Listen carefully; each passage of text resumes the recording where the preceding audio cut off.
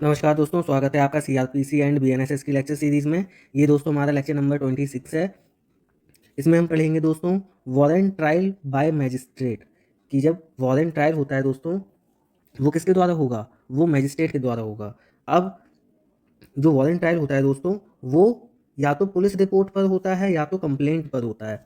अब आप ये बताइए, जैसे कि पुलिस रिपोर्ट में देखते हैं, इसमें इंफॉर्मेंट जाता है किसके पास, पुलिस के पास, ठीक, कि मुझे ऐसा ऐसा इन्फॉर्मेशन है, मैंने वहाँ देखा है ऑफेंस कमिट होते हुए, तो इसमें ये जाएगा पुलिस के पास। फिर पुलिस क्या करेगी, इन्वेस्टिगेशन करेगी।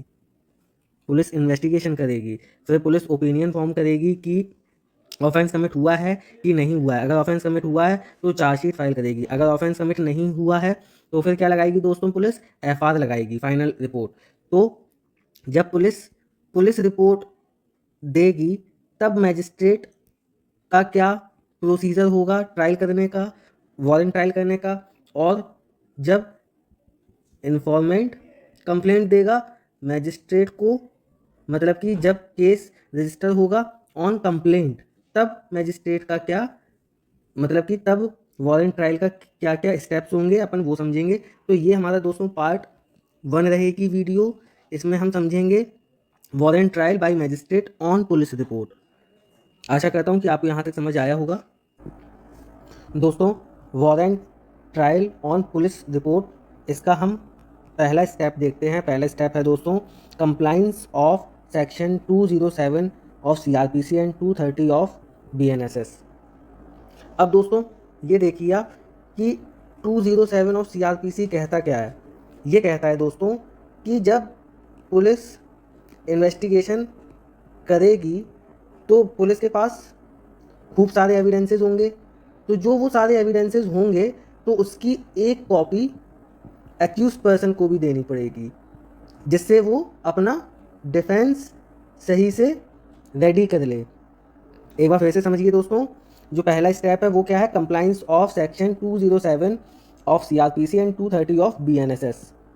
इसमें 207 में क्या है दोस्तों कि जब पुलिस इन्वेस्टिगेशन करेगी तो वो उसके पास कई सारे एविडेंसेस आ जाएंगे इन्वेस्टिगेशन के दौरान, ठीक है। जब उसके पास इन्वेस्टिगेशन, जब उसके पास कई सारे एविडेंसेस आ गए पुलिस के पास, तो वो एक कॉपी देगी एविडेंसेस की एक्यूज पर्सन को, जिससे कि वो अपना डिफेंस रेडी कर पाए, ठीक। अब दोस्तों ये गिवन है section 238 of CrPC and 261 of BNSS. जो पहला स्टेप है दोस्तों वो इस सेक्शन में गिवन नहीं है, वो गिवन इस सेक्शन में है, पर जो पहला स्टेप है वो इसको कंप्लाइंस करेगा, इन सेक्शन को कंप्लाइंस करेगा। इस सेक्शन में दिया नहीं गया है पहला स्टेप। पहला स्टेप किस में दिया गया है दोस्तों, 238 और 261 ऑफ बीएनएसएस में। इनको 207 को कंप्लाइंस करेगा और 230 ऑफ बीएनएसएस को कंप्लाइंस करेगा। आशा करता हूँ कि आपको ये समझ आया होगा। Case instituted on police report, जब केस इंस्टीट्यूट होगा दोस्तों पुलिस रिपोर्ट पर, द एक्यूज्ड अपीयर्स और is brought before the magistrate. Accused या तो खुद आएगा मैजिस्ट्रेट के सामने या उसको लाया जाएगा।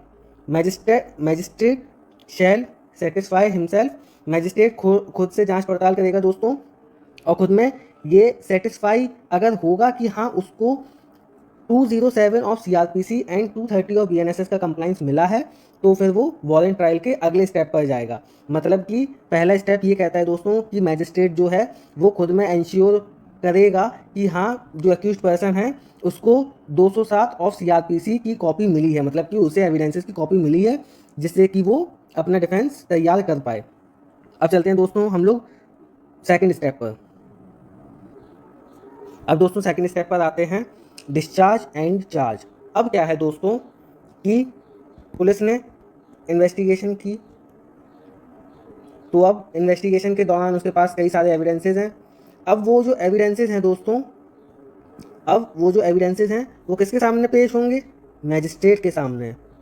अब मैजिस्ट्रेट के सामने अगर पेश होंगे तो मैजिस्ट्रेट क्या करेगा दोस्तों, अपना जुडिशियल माइंड अप्लाई करेगा, और अगर उसको प्राइमा फेसाई लगेगा, अगर उसको प्राइमा फेसाई लगेगा कि ऑफेंस कमिट नहीं हुआ है, जो एक्यूज पर्सन है उसने ऑफेंस कमिट नहीं किया है। प्राइमा फेसाई होता है दोस्तों मतलब कि ऊपर से ही पता, मतलब कि कोई चीज़ ऊपर से ही दिख जाती है कि हाँ ये चीज़ हुई है कि नहीं हुई है, उसके अंदर जाने से कोई मतलब नहीं होता, ऊपर से ही पता चल जाता है दोस्तों कि हाँ ये चीज़ हुई है कि नहीं हुई है। जैसे कि कोई पर्सन, आप मान लीजिए कि कोई पर्सन खड़ा है, अब इसके सर से खून आ रहा है, ठीक, अब इसके हाथ में भी चोट लगी है, पैर में भी चोट लगी है, तो इसका मतलब है कि या तो इसको किसी ने पीटा है या तो इसका एक्सीडेंट हुआ है। ये अपन को प्राइमा फेसा ही देखने से पता चल रहा है, कि ऊपर से ही देखने से पता चल रहा है कि इसके साथ क्या हुआ है, कुछ तो गलत हुआ है, या तो इसका एक्सीडेंट हुआ या तो इसको किसी ने पीटा है, इसलिए तो इसके सर से खून आ रहा है, हाथ पैर में चोट लगी है। तो प्राइमा फेसाई का मतलब ये होता है। तो डिस्चार्ज कब करेगी, मतलब डिस्चार्ज कब करेगा मैजिस्ट्रेट एक्यूज पर्सन को? पुलिस इन्वेस्टिगेशन करेगी दोस्तों। पुलिस के पास कई सारे एविडेंसेस आएंगे। पुलिस वो किसको सामने रखेगी? मैजिस्ट्रेट के सामने रखेगी उन एविडेंसेस को। मैजिस्ट्रेट अपना जुडिशियल माइंड अप्लाई करेगा। अगर मैजिस्ट्रेट को प्राइमा फेसा ही लगेगा कि हाँ जो एक्यूज पर्सन है उसने ऑफेंस कमिट नहीं किया है, तो वो क्या कर देगी? एक्यूज पर्सन को डिस्चार्ज कर देगी दोस्तों। बट अब प्राइमा फेसाई देखने से उसको लगा, मैजिस्ट्रेट को लगा प्राइमा फेसाई एविडेंसेस को देखने से, तो वो एक्यूज पर्सन को क्या करेगी? फ्रेमिंग ऑफ चार्ज करेगी एक्यूज पर्सन पर। आशा करता हूँ कि आपको सेकंड स्टेप भी समझ आया होगा दोस्तों। अब दोस्तों थर्ड स्टेप क्या है? Plea of guilt. अब ये किसमें गिवन है दोस्तों? 241 of CrPC and 264 of BNSS. अब इसमें क्या है दोस्तों, जब चार्ज फ्रेम हो जाएंगे तो एक्यूज पर्सन को दो ऑप्शन दिए जाएंगे। एक्यूज पर्सन से पूछा जाएगा कि क्या तुम अपना गिल्ट प्लीड करते हो? अगर वो कह देगा कि हाँ मैं अपना गिल्ट प्लीड करता हूँ, तो एक टाइप से उसने अपना लिया कि हाँ मैंने ऑफेंस कमिट किया है। या फिर वो ये कहेगा कि नहीं मैंने ऑफेंस कमिट नहीं किया है, आप मेरे ऊपर ट्रायल चलाइए, मुझे मौका दीजिए अपने सबूत रखने का, अपनी बेगुनाही का सबूत देने का। तो वो क्या करेगा दोस्तों? वो कहेगा कि आप मुझ पर ट्रायल चलाइए। तो अब वो अगर कहेगा कि ट्रायल चलाइए तो फिर अगला स्टेप क्या होगा दोस्तों? अब फोर्थ स्टेप है दोस्तों एविडेंस फॉर द प्रोसिक्यूशन। अब एक्यूज पर्सन ने कह दिया कि आप मुझ पर ट्रायल चलाइए, मुझे प्लीड नहीं करना है गिल्ट को, ठीक है। तो फिर मैजिस्ट्रेट क्या करेगा दोस्तों? फिक्स करेगा डेट को कि किस डेट को हम लोग एविडेंसेस लेंगे। फिर जिस डेट को फिक्स करेगा दोस्तों, उस डेट को एविडेंसेस पेश किए जाएंगे। किसके द्वारा? प्रोसिक्यूशन के द्वारा। किसके सामने? मैजिस्ट्रेट के सामने। फिर एग्जामिनेशन ऑफ विटनेसेस होगा। प्रोसिक्यूशन पूरा ट्राई करेगी कि मैजिस्ट्रेट को कन्विंस किया जाए कि जो एक्यूज पर्सन है उसने ही ऑफेंस किया हुआ है। अब दोस्तों हमारा फिफ्थ स्टेप क्या है? एविडेंस फॉर द प्रोसिक्यूशन होने के बाद, मतलब कि जब प्रोसिक्यूशन अपने एविडेंसेस दे देगी, फिर उसके बाद आएगा दोस्तों हमारा स्टेप स्टेटमेंट का। अब दोस्तों ये मैंने आपको सेशन ट्रायल में भी बताया था, एसटी का मतलब है सेशन ट्रायल, कि स्टेटमेंट में क्या होता है, इसमें जो जज होता है या फिर मैजिस्ट्रेट, अब अपन वारंट ट्रायल पढ़ रहे हैं तो इसमें मैजिस्ट्रेट होगा। अब इसमें मैजिस्ट्रेट क्या करेगा दोस्तों? जो एक्यूज पर्सन है जिसके खिलाफ लगे हुए हैं चार्जेस, उसको फ्री हैंड दिया जाएगा दोस्तों कि तुमको क्या बोलना है तुम्हारे पक्ष में, कि जो तुम्हारे खिलाफ एविडेंसेस प्रोड्यूस किए हैं किसने? प्रोसिक्यूशन ने।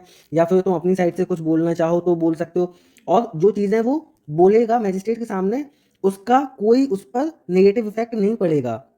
ऐसा नहीं है कि वो बोल रहा है तो उसको एज अ कन्फेशन मान लिया जाए, या फिर उसको स्टेटमेंट मान ली जाए जो 164 में दी जाती है मैजिस्ट्रेट के सामने। वो बस फ्री हैंड होगा, वो जो बोलना चाहे बोल सकता है। जो वो बोलेगा वो उसके खिलाफ यूज नहीं किया जाएगा, बस उसे एक मौका दिया जाएगा कि अपॉर्चुनिटी दी जाएगी कि जो तुम बोलना चाहो वो तुम बोल सकते हो। अब दोस्तों स्टेटमेंट के बाद क्या होगा? Evidence for the defence. अब प्रोसिक्यूशन ने तो अपने एविडेंसेस दे दिए हैं, ठीक। अब कौन देगा दोस्तों? डिफेंस देगा। डिफेंस क्या बोलेगा? जो भी एविडेंसेस दिए हैं प्रोसिक्यूशन ने उनका कॉन्ट्राडिक्ट करेगा दोस्तों। डिफेंस बोलेगा कि जो भी एविडेंसेस दिए हैं प्रोसिक्यूशन ने वो गलत हैं। जो भी एविडेंसेस देगा दोस्तों डिफेंस, वो किसको फेवर करेंगे? एक्यूज पर्सन को। मतलब कि वो ये दिखाएंगे कि एक्यूज पर्सन ने ऑफेंस कमिट नहीं किया है। अब दोस्तों सेवेंथ है हमारा जजमेंट। अब इसमें क्या होगा दोस्तों? जजमेंट डिफाइन है दोस्तों सीआरपीसी के 248 सेक्शन में, और उसी का करस्पॉन्डिंग सेक्शन है 271 ऑफ बीएनएसएस। अब इसमें क्या होगा दोस्तों? मैजिस्ट्रेट ने दोनों के एविडेंसेस देख लिए, प्रोसिक्यूशन साइड के और डिफेंस साइड के। अब मैजिस्ट्रेट सारे एविडेंसेस को मद्देनजर रखते हुए जजमेंट सुनाएगा कि एक्यूज पर्सन को एक्विटल दिया जाए या फिर कन्विक्ट किया जाए। ठीक, ये दोस्तों लास्ट स्टेप होता है किसमें, warrant trial on police report by magistrate. आशा करता हूं दोस्तों कि आपको वारंट ट्रायल समझ में आया होगा ऑन पुलिस रिपोर्ट। अगर आपको वीडियो अच्छी लगी हो दोस्तों तो लाइक कीजिएगा, चैनल को सब्सक्राइब कर दीजिएगा, और आपका कोई भी कमेंट है तो अगर आपका कोई भी डाउट है तो दोस्तों आप कमेंट करके पूछ सकते हैं। और एक बात और दोस्तों, मैं भी स्टूडेंट ही हूँ, कोई टीचर नहीं हूँ। अगर मुझसे कोई भी गलती हो जाए, अगर मैं कुछ गलत बोल दूँ या फिर कोई भी गलती हो जाए तो आप प्लीज़ उसको बता दीजिएगा कमेंट करके। मैं उसको अगली वीडियो में या फिर उसी वीडियो में सही करने का ट्राई करूँगा। मेरे लिए ये कोई डिसरिस्पेक्टिंग वाली बात नहीं होगी, मैं भी सीख रहा हूँ, आप भी सीख रहे हैं, दोनों साथ मिलकर सीखते हैं। Thank you so much.